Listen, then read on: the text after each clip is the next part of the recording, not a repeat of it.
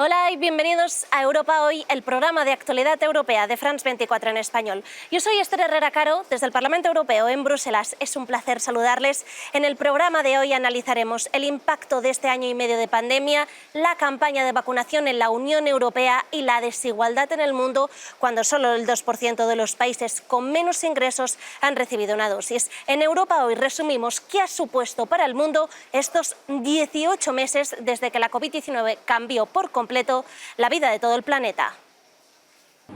La Unión Europea no quiere bajar la guardia a pesar de tener el 70% de la población vacunada.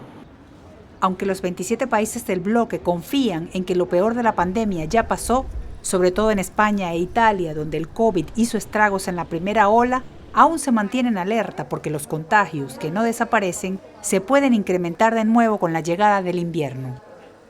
Las naciones del centro y del sur de Europa ya tienen más de la mitad de su población inmunizada. La región del este, más reticente con la vacunación, apenas alcanza un 50%. En un intento por crear más conciencia entre sus ciudadanos, la Unión Europea ha impuesto medidas para influir en la decisión de vacunarse, exigiendo un pase sanitario, ya sea prueba de vacunación o un test negativo, para ingresar a los lugares públicos como bares y restaurantes. Bélgica, Francia, Italia, España, Alemania y Austria se cuentan entre quienes han impuesto como obligatoria esta medida. Mientras se pretende convencer al 100% de los ciudadanos de ponerse las 2 dosis, muchos de estos países del bloque ya se están planteando aplicar la tercera, tras la luz verde que ha dado la Agencia Europea del Medicamento. La decisión de Europa de ir adelante con las dosis de refuerzo va en contra de la solicitud que ha hecho el director general de la OMS, Tedros Adhanom, quien pidió que antes de iniciar una tercera inmunización en países ricos, se debería terminar de vacunar a las personas de naciones con menos recursos. Para analizar todas estas cuestiones nos acompañan las eurodiputadas Soraya Rodríguez del Grupo Renovar Europa del Parlamento Europeo y Dolors Montserrat del Partido Popular Europeo, líder de los populares españoles, ambas miembros de la Comisión de Sanidad en la Eurocámara con una amplia experiencia en gestión y que han seguido muy de cerca todo lo que conlleva la lucha contra la pandemia. Bienvenida Soraya, Dolors. Soraya, primero de todo empezamos contigo. Se ha superado ya el 70% de vacunación, pero han pasado 18 meses desde que empezó la pandemia. ¿Se saldrá de ella? ¿Volveremos a la vida de antes o hay que convivir con este virus? Bueno, lo que está claro es que en estos 18 meses hemos conseguido una vacuna y el 70% de la población europea está vacunada y vamos a seguir vacunando para lograr el máximo de población, más de un 90% de población europea vacunada. Creo que nos acercaría ya a una situación de cuasi normalidad, porque todavía se nos abren muchas incógnitas en el mundo y también en Europa. Primero, como acabas de señalar, hay mucha población en el mundo que no está vacunada, que no ha recibido ni una primera ni una segunda dosis, y estamos hablando de una pandemia mundial. Por lo tanto, la capacidad también de mutación de este virus es enorme. Yo siempre digo que el virus no quiere matarnos, el virus quiere sobrevivir. Cuando tenemos a la mayoría de la población en el mundo sin estar inmunizada, sus capacidades de mutación son mayores. Por lo tanto, esas variantes del virus efectivamente están ahí, son una amenaza. Y luego hay que tener en cuenta que también en la Unión Europea el número de la población vacunada es muy dispar, más del 70% de la media europea, pero por ejemplo en Bulgaria solo el 22,3% de la población, o en Rumanía estamos hablando de un porcentaje por debajo del 35%. ¿Qué quiero decir con esto? Quiero decir que tenemos que ser prudentes. Tenemos necesidad, y lo estamos haciendo, de encontrar espacios de normalidad. Lo estamos haciendo gracias a la vacuna. La vacuna es absolutamente necesaria para hacer frente a esta crisis, pero tenemos que seguir sabiendo que hay incógnitas y tenemos también que mantener medidas de precaución. Distancia de seguridad, mascarilla en lugares públicos. Nuestro comportamiento también va a determinar si efectivamente para la primavera del 2022 podemos estar hablando ya de una total normalidad. Justamente como apuntaba Soraya, hay algunos países europeos en que hay un porcentaje mínimo de vacunación. La presidenta de la Comisión Europea, Ursula von der Leyen, alertó de una epidemia de los no vacunados en su último discurso del Estado de la Unión. ¿Vamos a esa CIECOME, no? Bueno, sobre todo, yo añadiría de lo que ha dicho Soraya, es el COVID viene para quedarse. O sea, yo me atrevo a decir que un poco como la gripe. La gripe inició al principio del siglo pasado y hoy estamos vacunando, pues sobre todo a crónicos, a personas vulnerables, a los profesionales sanitarios. Cada septiembre, octubre, noviembre y diciembre hacemos las campañas en todos los Estados miembros sobre la gripe. Por tanto, la COVID viene para quedarse. Y por tanto, ¿qué tenemos que hacer? Primero, hemos hecho una gran respuesta desde la Unión Europea y desde el Parlamento, donde hemos conseguido tres grandes cosas. Primero, investigar en una vacuna. Dos, invertir en esa vacuna y, por tanto, conseguir esta vacunación masiva, donde estamos en estas ratios de un 70%. Tres, hemos sido solidarios con el resto del mundo. Hoy podemos decir que han salido de Europa 700 millones de vacunas al resto del mundo. Son las mismas cantidades de vacunas que han sido inoculadas en Europa. Por tanto, las mismas que los europeos han recibido son la misma cantidad que Europa ha exportado desde ese también instrumento COVAX. Y cuarto, importantísimo, tenemos que trabajar para que en el futuro, cuando venga otra pandemia, estar preparados. O si el COVID viene para quedarse mucho tiempo, también que estemos preparados. Por ello, desde el Parlamento Europeo hemos empujado esta gran iniciativa que es la Unión Europea para la Salud. De la misma manera que tenemos la Unión Europea pues, en la libertad de movimientos, la moneda única, tenemos pues, la Unión Financiera, Bancaria, tenemos lo que nos ha enseñado el COVID a todas las instituciones europeas es que tenemos que trabajar para la Unión Europea para la Salud, para que estemos preparados, para que estemos bien coordinados con todos los Estados miembros y para que lo que nos ha pasado no nos vuelva a pasar. Y sobre todo yo añadiría muy importante en estos gaps que hay, que decía también Soraya, en algunos Estados miembros respecto a otros Estados miembros, tenemos que luchar contra la desinformación, contra las fake news. Yo creo que ahí quizás no hemos dado suficiente la batalla desde las instituciones europeas para trabajar contra las fake news. Europa ha basado todo en la base de la evidencia científica y así tiene que ser, tanto desde la EMA como desde el ECDC, pero quizás no hemos hecho suficiente esfuerzo en combatir desde todas las instituciones europeas y también desde los Estados miembros las fake news.